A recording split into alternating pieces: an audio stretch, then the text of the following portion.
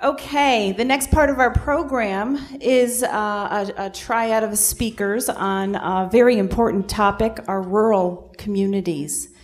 It's called Improving the Quality of Life in Our Communities, Large and Small, and our focus will have two representatives from our upstate communities, which we're happy to have, from Madison County and Onondaga County. The first presenter is going to be Matthew Dalbey.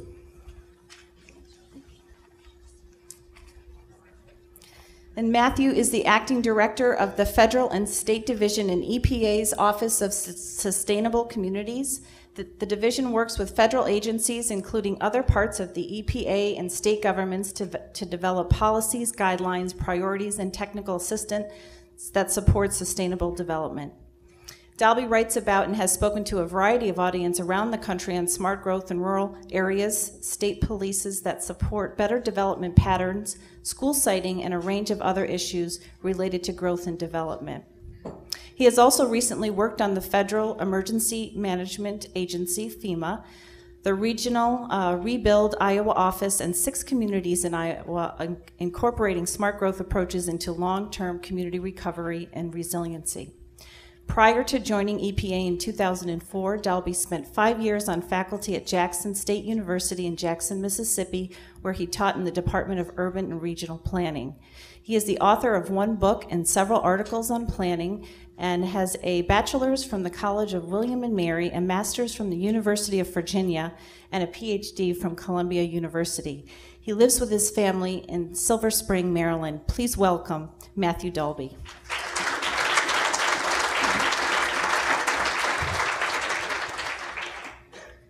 Good morning. So, Matt Lister, what did you say? You know, it's really dangerous to speak after people who speak really well and say things much better than you. So, again, I say the same thing. I almost feel like I'd like to talk about what Ellen talked about and what Matt talked about, because those are really interesting things, but I think hopefully this will be a little bit more interesting. I will just indulge for a moment, though. I live in Silver Spring, spent a lot of time on the AstroTurf, and was not protesting, spent a lot of time with my kids there. And I was just telling Amelia about this before. I think that there's probably some story we should tell about that. It's like, you know, a child growing up, you know, you have the toddler, which was the construction site, and it was just a mess, right? And then, you know, there was a desire to bring a jazz festival down there. Well, you can't put a jazz festival on a construction site, but what can we do? Well, maybe if we smooth it out and put a carpet on it, people will come down there. And people did, and they loved it. And then all these people started to protest.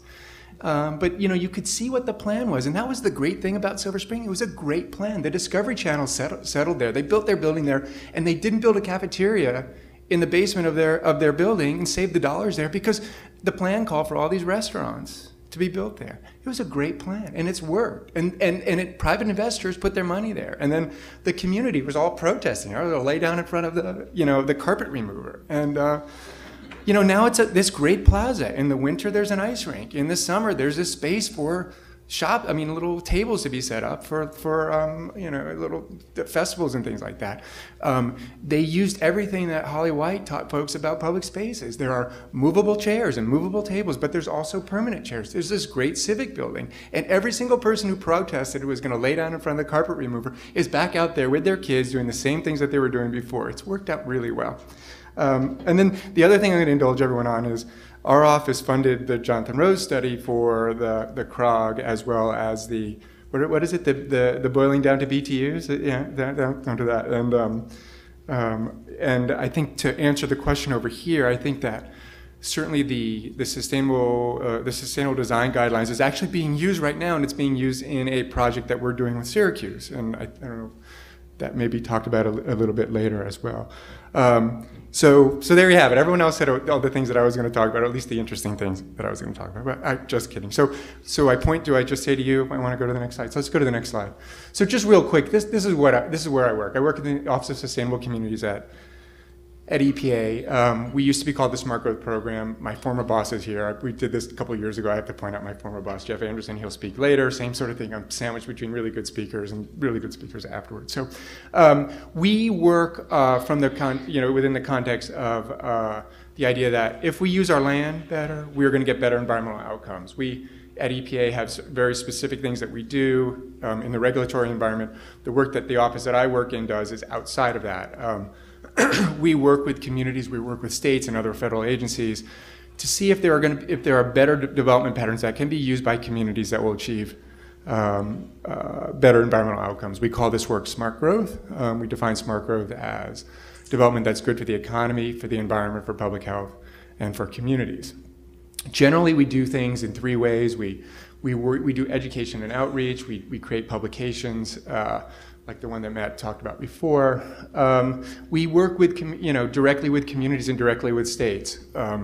Right now, my boss is at a governor's institute in New Jersey, working with the state of New Jersey to figure out the ways that they can change some of their policies to use more smart growth approaches and get better environmental outcomes. And then we also provide tools and do policy research. And again, Matt talked a little bit about some of those types of projects. So the next. We do this across the landscape from cities to small rural communities. And so what I'm going to talk about today is primarily our rural work. We've been working with communities across the country from far west all the way back to the east. Small communities, smaller communities, communities in exurbs, communities sort of in isolated rural places. We have created guidebooks, one of which I brought a number of copies, and I'll talk a little bit about this later in the presentation, but there are a few of these copies out there. It's a publication, Putting Smart Growth to Work in Rural Communities, that we did with the International City-County Management Association. We also work with a bunch of NGOs that work in small communities, and as Matt sort of mentioned before, we have begun to work with HUD and DOT and the Partnership for Sustainable Communities. The dirty little secret is that USDA, which is not an official partner, comes to every single one of our meetings. We meet with the undersecretary, we meet with the senior advisor to the secretary. We do a lot of things with them. I just think that politically they're not ready to sort of be a full partner, but they're doing a lot of their work with us. So next slide, please. So just as a sort of a baseline place to start talking about rural communities. Rural communities grew in the U.S. for very specific reasons, and the primary specific reason was there was an economic imperative for these towns. I mean, you needed to have a place. If you grew stuff, you needed to have a place to sell it, right? So small towns grew up because of that.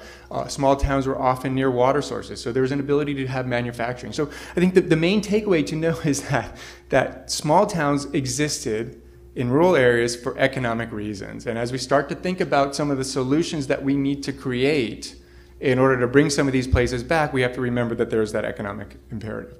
Now, many of these sort of communities varied by region. I'm a New Yorker. I grew up in Westchester County. I used to think that anything north of White Plains was upstate, and I've been, of course, disabused of that. But even in New York, there's a difference between sort of a farm community up in here. The farm community up here would be very different than, let's say, a Hudson River town, which sort of grew up because of the small manufacturing or the idea that it was a port. So next, please. There are many challenges facing rural communities. I got in very late last night and drove, I guess, down Route 11 for a little while, and then, no, maybe 13, and then 392, and you could sort of see even some of those towns that I went through even at 12 at midnight. There are challenges that are going on in many of the communities here, and I'm actually looking forward to learning a little bit more about them as I drive back up to Ithaca later today. But in general, we have less farms, fewer farmers. We're losing land. I mean, there's development is still occurring on apple orchards and farmland across the country, certainly across this region. Some communities are growing. Generally, rural communities that are growing are more likely to be adjacent to metropolitan areas. They are more likely to be exurbs and sort of being consumed. But then other rural communities are growing, ones that have figured out the economic reason for being, number one, or communities that are near high amenity areas like national parks and things. So in many of our rural communities, we have limited access to jobs. I mean, you could just take Dave's story that Matt told, and there are many sort of small towns that are, or small communities where people live where they need to commute to the larger areas for jobs. And many small communities have limited planning capacity, if any planning capacity at all, lack of economic opportunities, and certainly disinvestments in main streets and some of the areas right around the main streets. So next, please. So how would smart growth work in rural communities? I mean, I think the bottom line is many of the same characteristics that we've already talked about from Ellen's presentation and Matt's presentation apply in rural communities. Because if you think about it historically, maybe a small farming community didn't have the big department store, or however you would characterize it 60 or 70 or 100 years ago, but they did have a dry goods store where the farmer would buy pants for their kids, right? And there would probably be one barbershop instead of 10, and maybe one restaurant instead of 10 restaurants. So, some of the characteristics that we would like to see, or many rural communities like to see, are the same characteristics that many communities, whether they're retrofitting themselves as a suburb or reinvesting in their larger downtowns, many of those sort of characteristics are the same. And there are a variety of ways to achieve this. I mean, I think the bottom line, I hope that you would take away from today, and pardon me if you already know this, I mean, the land development patterns that we have in the U.S. are a result not just of zoning and land development policies. I mean, rural communities, with their compactness, with their grids, with their mix of uses, grew up before there was zoning, right? So one main thing to take away is that there's a variety of influences on the development patterns that we have, and they would include zoning and land development policies, but also where we put our investments, the type of economic development that we attract, decisions that decision makers made, whether they are informed or not. When it comes to the public investments, I mean, public investments come from states, they come from the federal government, and come from local governments. And generally, and I'll talk a little bit about this a little further on, but generally they're not always aligned with what the priorities of the communities are. And I think one of the things we're trying to do at the federal government level is try to figure out how we can align, or how we can make sure that our programs align with what local communities actually want. And then I think the last thing, I think even more so than larger communities, rural communities, when you get a public investment, that's a real great catalyst for a private investment. And it's really important that that public investment go in the right place, whether it's the correct width of a street, or where are you going to put the new satellite campus from a state university. Is it going to go in the town, or is it going to go out on the edge? If it goes out on the edge, you're going to get development out there. If it goes in the town, it's going to be part of revitalizing the town. So the next, please. So I'm going to run through a couple of slides of some rural communities, just so you get the idea that we're talking about a whole bunch of different types of places. So we're going to go through this pretty quickly. So next. All right, so rural communities will have a variety of housing choices. Next. Right, some of the ways you get around, maybe by foot, maybe on sidewalks, maybe by bike. But this is also a way that you would probably get around in a rural community. It's very different than the way I want to get around in downtown Silver Spring. Rural communities always have to have this connection to the land. You have to have the place and the land. Next, and rural communities are often places where convenings and things like that. This is Berlin, Maryland, out on the Eastern Shore of Maryland. Next. They're often quaint, you've got the New England sort of main street next. They can also be kind of rough. This is Gardner, Montana, and it's supposed to be rough, right? So next. So 2 years ago when I gave a talk at Cazenovia College, right, up near Syracuse, we were in the process of finishing this up, and folks in the audience said, when is it going to be done? When is it going to be done? So it finally got done last summer. So this is sort of our version of smart growth for rural communities. We produce this in conjunction with ICMA, and the idea with this is, if you want to be rural, here are some ideas and here are some strategies you may want to employ. Right? This doesn't get to the detailed level of policies. We're going to try to get that out later in this summer. We're going to have an essential quick fixes for rural zoning and policies. So next. So I'm just going to run through this. I mean, the main idea behind this publication is that if you want to be rural, you need to be thinking about three basic things. One, you need to be thinking about how you're going to support the rural landscape. Again, in rural America, the rural landscape, it was the economic engine. And if you don't have your rural land, if you don't have your farmland, your land to extract natural resources, your land used for production, perhaps, you're not going to be rural, right?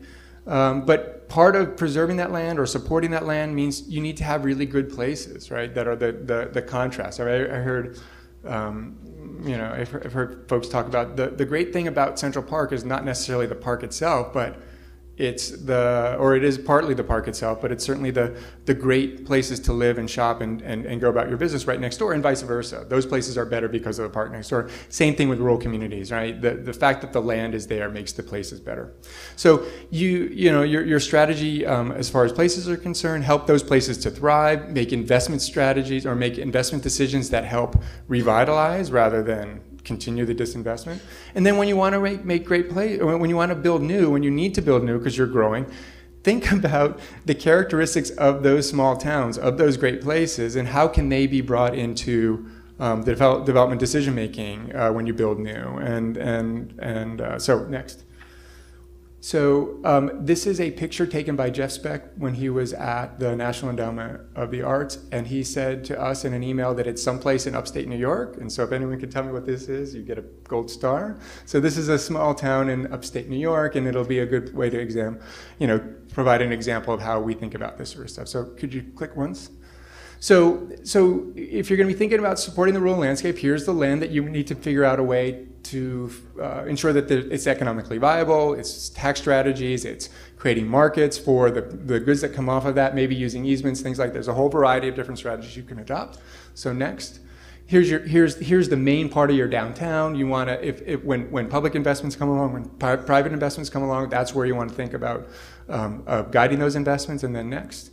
And if you want to start growing new, well, what about expanding the grid into some of these places so that you're still going to have, it's going to be a contiguous, it's going to be next to the existing place, but it's also going to be, allow for the support of the rural landscape to continue.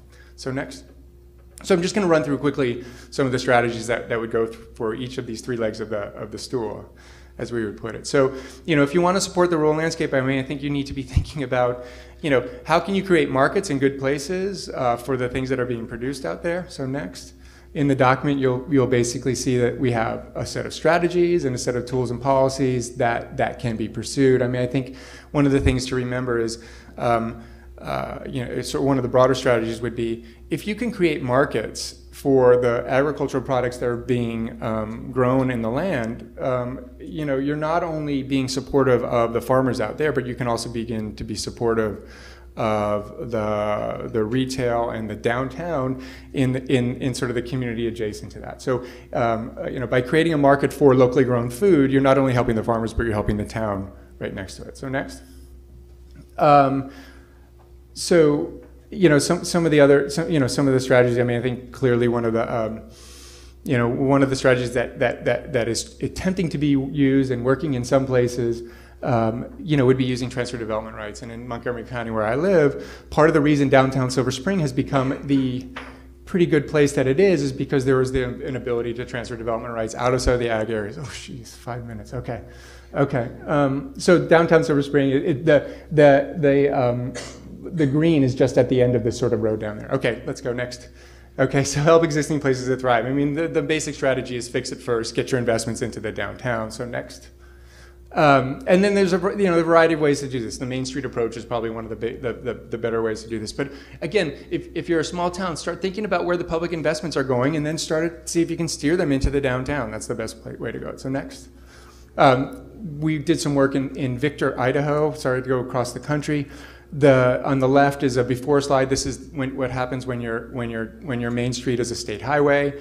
People, to get across the street, would have to raise their flags and stop the traffic and move across.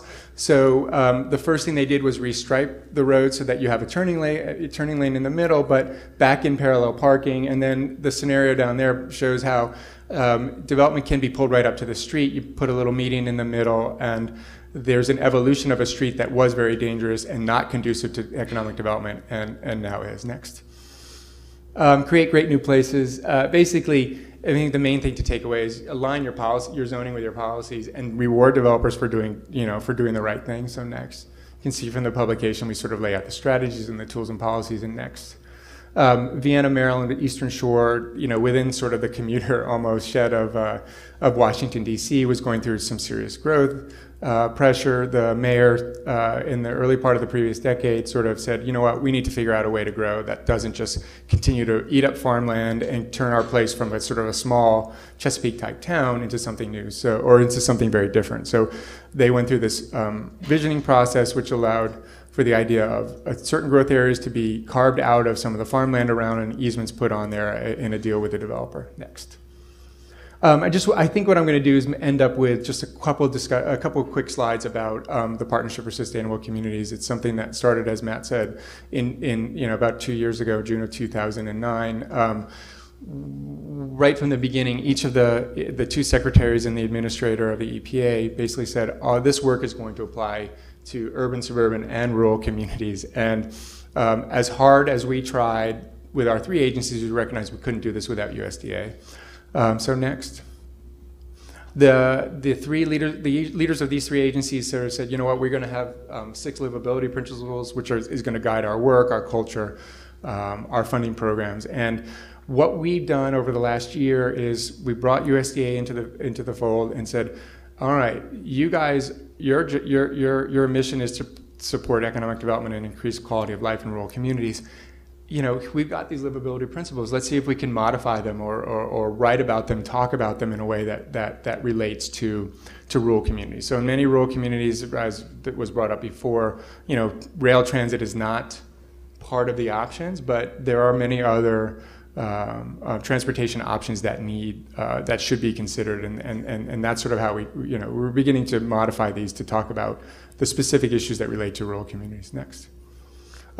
Just a quick map of where the funding programs or the programs that all 3 agencies are working. I mean, you don't even have to know where all the cities are, but you see from this map, there's a lot of rural communities that are being worked in. USDA has a Great Regions program as well as an economic development grant program. Those programs are going to begin to be brought into this map. So next. Just a quick description of what the grants are. Next. Here, I'll end with this. I mean, I think the bottom line is, I mean, I think that if you're a rural community, first off, you got to assess your current conditions, and that means thinking about what the economic imperative for your existence is. I mean, that's a tough thing to say, but the reality is, rural communities exist where they are because of economic reasons, and if you can't figure out an economic reason to exist, it's going to be hard, right? And so there are a variety of things to think about. Can you attract new industry? Can you build your own industry? What are your natural resource assets? What are your human assets? What are some of the plans for growth in the region? And is there a way to attract some of that? And I think, as Ellen talked about, I mean, eds and meds are driving the economy across the country, right? I mean, the cities the cities generally that had the highest level of unemployment during the recession were cities and communities without colleges and universities, and you could say the inverse is true. So, if a university needs to grow, can it grow in a small town? Can you create a satellite campus? Can you take advantage of the investments that are already made in the infrastructure there? Engage in a collaborative visioning process. I mean, I think it's pretty easy to argue that rural communities have some of the most tight-knit community type fabric, and if there's a place where visioning processes can work, it really is in rural America. And then once you've got the vision, it develop policies and strategies and make decisions based on that vision. And I think right now, just because we've talked a little bit about Silver Spring, I mean, I think, that's clearly a place. It's not a rural place, but look, the community got together, said, we have a vision for what we want our downtown to be.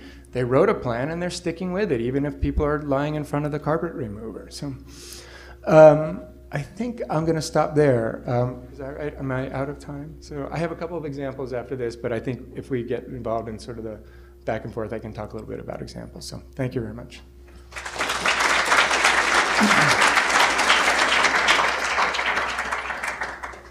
Thank you.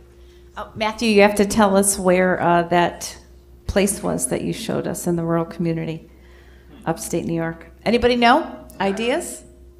No, I don't know. That's why you don't know. Oh, any ideas? We'll have to figure this out.